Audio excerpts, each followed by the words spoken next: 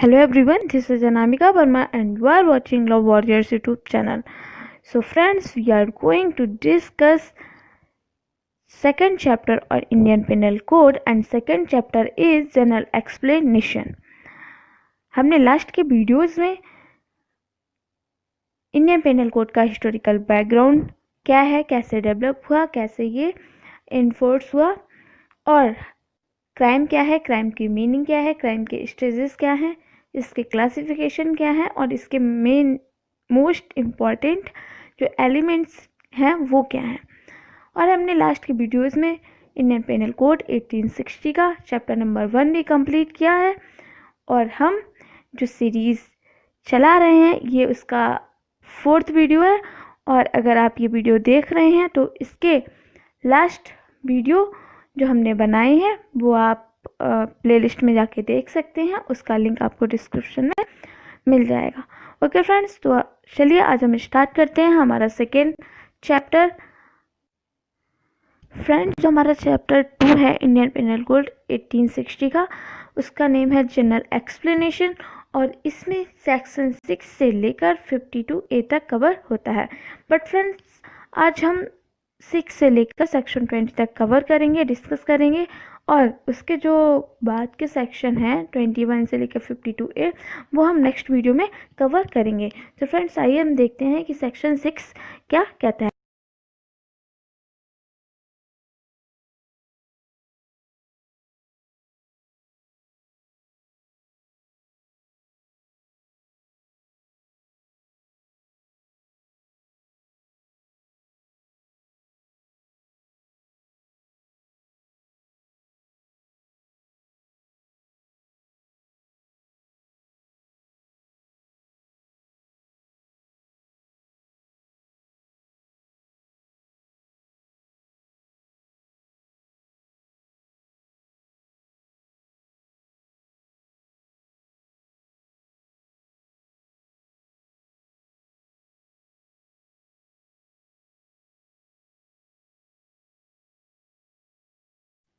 ये जो डेफिनेशन है, प्रोविज़न है, जनरल एक्सेप्शन के सब्जेक्ट के होंगे और ये बार बार रिपीट नहीं किए जाएंगे। अब आइए हम इलस्ट्रेशन देख लेते हैं। इलस्ट्रेशन ए क्या बोल रहा है?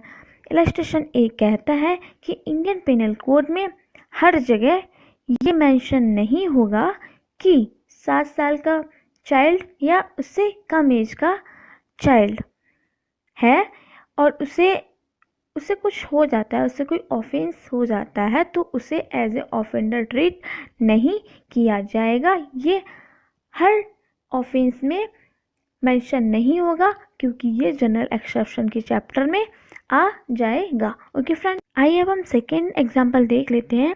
ए पुलिस ऑफिसर, ए है वो एक पुलिस ऑफिसर है, विदाउट वारंट अप्रीहेंड्स जेड और वो विदाउट वारंट जेड को अरेस्ट कर लेता है। हु वॉज कमिटेड मर्डर, क्या जेड ने मर्डर किया हुआ है।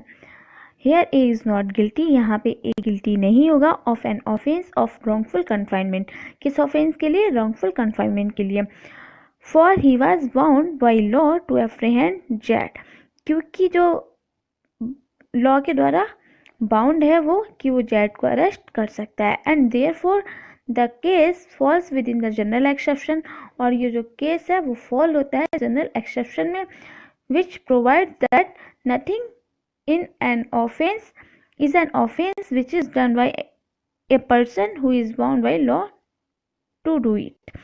मतलब कि ये जनरल एक्सेप्शन में दिया गया है और ये हर जगह मेंशन नहीं किया जाएगा। सेक्शन 6 का जो केस है अब हम उसे देख लेते हैं, डांसिंग केस। फ्रेंड्स, ये जो केस है वो आप नोट कर सकते हैं, कॉपी पेन तो लेके बैठे ही आप। इस केस में क्या कहा गया? इस केस में कहा गया कि कोई भी कल्प्रिट है और वो जनरल एक्सेप्शन में फॉल हो रहा है तो ये प्रूफ करने का वर्डन कल्प्रिट पर नहीं आता है कि मतलब कल्प्रिट ये प्रूफ करे कि वो जनरल एक्सेप्शन में फॉल होता है। अब फ्रेंड्स, कल्प्रिट क्या होता है?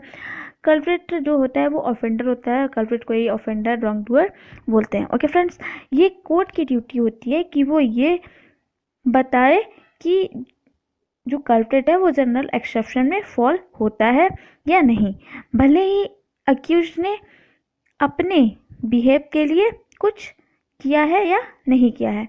ओके फ्रेंड्स, और जो सेक्शन 6 है उससे हम सेक्शन 105 के साथ रीड करेंगे। जब हम इंडियन पिनल कोड का 105 पढ़ेंगे तब हम सेक्शन 6 को भी वहाँ मेंशन करेंगे। और यहाँ पे ये भी कहा गया है कि सेक्शन 6 है सेक्शन 105 का 105 का ओवरराइड नहीं करेगा। ओके फ्रेंड्स, आइए फ्रेंड्स अब हम सेक्शन 7 देख लेते हैं। Sense of expression once explained. Every expression मतलब कि प्रत्येक expression which is explain in any part of this case, प्रत्येक एक्सप्रेशन है जो कि एक्सप्लेन किए गए हैं कहाँ, इंडियन पिनल कोड के किसी भी पार्ट में, is used in every part of this code, वो यूज्ड किए जाते हैं कोड के प्रत्येक पार्ट में in conformity with the explanation, conformity with the explanation में। ओके फ्रेंड्स, अब हम देख लेते हैं कि सेक्शन 8 क्या कहता है। आपको ये याद रखना है कि सेक्शन 8 में क्या है, सेक्शन 9 में क्या है, सेक्शन 10 में क्या है। फ्रेंड्स, ये जो प्री एग्ज़ाम होता है, जो हमारा ऑब्जेक्टिव क्वेश्चंस आते हैं उसमें क्वेश्चंस पूछ लिए जाते हैं। अगर आपको दे देगा कि जेंडर किस सेक्शन में आता है या फिर सेक्शन बता देगा, और नीचे ये जो जेंडर, नंबर, पब्लिक, पर्सन, ये सारे ऑप्शन दे देगा और उसमें आपको सही ऑप्शन चूज़ करना पड़ेगा। अब हम सेक्शन देख लेते हैं 8 की जेंडर होता क्या है। जेंडर की डेफिनेशन बता रहा है सेक्शन 8। अब हम देख लेते हैं कि जेंडर होता क्या है, जेंडर का मीनिंग क्या है, किसमें, इंडियन पिनल कोड में। The pronoun he and its derivatives are used of any person whether male or female. जो प्रोनाउन ही है उसके जितने भी डेरिवेटिव्स हैं वो सारे जेंडर में कवर होंगे, और चाहे फिर वो मेल हो या फीमेल हो। अब हम आते हैं सेक्शन 9। सेक्शन 9 में फ्रेंड्स नंबर बताया गया है। इंडियन पिनल कोड के सेक्शन 9 में क्या बताया गया है, नंबर। अब हम देख लेते हैं कि नंबर की डेफिनेशन क्या है। Unless the contrary appears from the contest, words importing the singular number include the plural number and words importing the plural number include the singular number। मतलब कि जो सिंगुलर नंबर और जो प्लूरल नंबर हम सभी ने पढ़े हैं वही इसमें डेफिनेशन दे रहा है। अब हम आते हैं सेक्शन 10 पे। सेक्शन 10 हमारा क्या बताता है, सेक्शन 10 मैन और वुमेन की डेफिनेशन बताता है कि मैन क्या होता है, वुमेन क्या होता है। आप ऐसे याद रख सकते हैं, 9 नंबर, 10 वुमेन, मैन, और 11 पर्सन। अब हम देख लेते हैं कि मैन क्या होता है। The word man denote a male human being of any age. मतलब कि जो मैन है वो डिनोट किया जाएगा किसी भी एज के, अगर किसी भी एज का कोई मेल है, चाहे फिर वो 2 साल का हो, चाहे फिर वो 50 साल का हो, वो मैन की डेफिनेशन में फॉल करेगा under the IPC। Okay friends, अब हम देख लेते हैं वुमेन क्या होता है। Women denote a female human being of any age. मतलब कि वही है कि वुमेन किसी भी एज की हो, चाहे फिर वो 2 साल की हो या 10 साल की हो, 60 साल की हो, वो फॉल करेगा वुमेन की डेफिनेशन में अंडर इंडियन पिनल कोड। अब हम देख लेते हैं कि सेक्शन 11 है वो क्या बताता है। वो हमारा पर्सन की डेफिनेशन बताता है। अब पर्सन की डेफिनेशन क्या है इंडियन पिनल कोड में वो हम देख लेते हैं।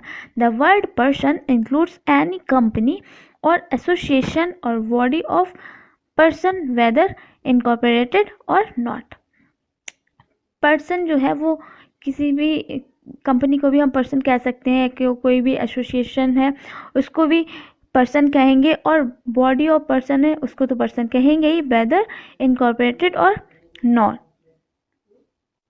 सेक्शन 11 में और भी चीज़ें ऐड की जा सकती हैं, जैसे जस्टिस पर्सन हो गया, लीगल इंस्टीट्यूशन हो गया, ETC। ओके फ्रेंड्स, अब हम देख लेते हैं कि सेक्शन 12 क्या कहता है। सेक्शन 12 पब्लिक के डेफिनेशन बताता है कि पब्लिक का मीनिंग क्या होगा इंडियन पिनल कोड में। The word public includes any class of the public और एनी कम्युनिटी। पब्लिक का मतलब है यहाँ पे किसी भी क्लास का हो वो, और किसी भी कम्युनिटी का हो। मतलब कि कोई भी अगर मीडियम क्लास फैमिली है, हाई क्लास फैमिली है, और या फिर किसी भी कम्युनिटी का हो, उन वो सारे लोग पब्लिक में इंक्लूड होंगे, पब्लिक वर्ड में इंक्लूड होंगे अंडर इंडियन पिनल कोड 1860। अब आते हैं सेक्शन 13। सेक्शन 13 में फ्रेंड्स हमारा क्वीन की डेफिनेशन दिया गया था, जो कि अब रिपील्ड कर दिया गया है, क्योंकि जब हमारा इंडिया आज़ाद नहीं हुआ था उससे पहले यहाँ पे क्वीन शासन चलता था, तो यहाँ पे क्वीन का डेफिनेशन दे दिया था। उसके बाद जब हमारा प्यारा भारत आज़ाद हो गया, तो ये डेफिनेशन रिपीट कर दिया गया। अब हम आते हैं सेक्शन 14 पे। सेक्शन 14 सर्वेंट ऑफ गवर्नमेंट के बारे में बताता है। The word servant of government denote any officer or servant continued, appointed or employed in India or under the authority of government। जो इंडियन अथॉरिटी है, फॉर एग्जांपल कोई state government है या फिर सेंट्रल गवर्नमेंट है, किसी को अपॉइंट कर रही है, किसी भी ऑफिसर को अपॉइंट कर रही है, किसी भी पर्सन को अपॉइंट कर रही है इंडिया के लिए जो वर्क कर रहा है, तो उसे सर्वेंट ऑफ गवर्नमेंट कहते हैं। नेक्स्ट सेक्शन है हमारा सेक्शन 15, जिसे रिपीट कर दिया गया है। सेक्शन 15 में ब्रिटिश इंडिया की डेफिनेशन थी और सेक्शन 16 में गवर्नमेंट ऑफ इंडिया की डेफिनेशन थी, जिसे रिपीट किया जा चुका है। सेक्शन 17 है जिसमें गवर्नमेंट की डेफिनेशन बताई गई है कि इंडियन पेनल कोड में गवर्नमेंट किसे कहते हैं। The word government denote the central government और द गवर्नमेंट ऑफ स्टेट, मतलब कि जो सेंट्रल गवर्नमेंट होगी और किसी भी स्टेट की जो गवर्नमेंट होगी उसे गवर्नमेंट में इंक्लूड किया जाएगा। फॉर एग्जांपल हम अगर यूपी की गवर्नमेंट लें, तो जो हमारी योगी सरकार की जो गवर्नमेंट है तो वो भी गवर्नमेंट में इंक्लूड होगी, और जो हमारा सेंट्रल लेवल पे जो पीएम मोदी जी की सरकार है, जो गवर्नमेंट है, उसको भी हमारा गवर्नमेंट में इंक्लूड करेंगे। अब हम आते हैं नेक्स्ट सेक्शन, सेक्शन 18 पे। सेक्शन 18 में इंडिया का मीनिंग बताया गया है कि इंडिया का मीनिंग क्या है। India means the territory of India including the state of Jammu and Kashmir. Friends, यहाँ पे ध्यान देने की बात यह है कि जो इंडिया की डेफिनेशन में 2019 से पहले जो इंडियन कॉन्स्टिट्यूशन का 370 अमेंडमेंट नहीं आया था, आर्टिकल 370 पे कोई अमेंडमेंट नहीं आया था, तब तक ये एक्सक्लूडिंग, ये देखिए यहाँ पे इंक्लूडिंग है, यहाँ पे एक्सक्लूडिंग था। क्या था? India means the territory of India excluding the state of Jammu and Kashmir. But after that amendment, India means the territory of India including the state of Jammu and Kashmir.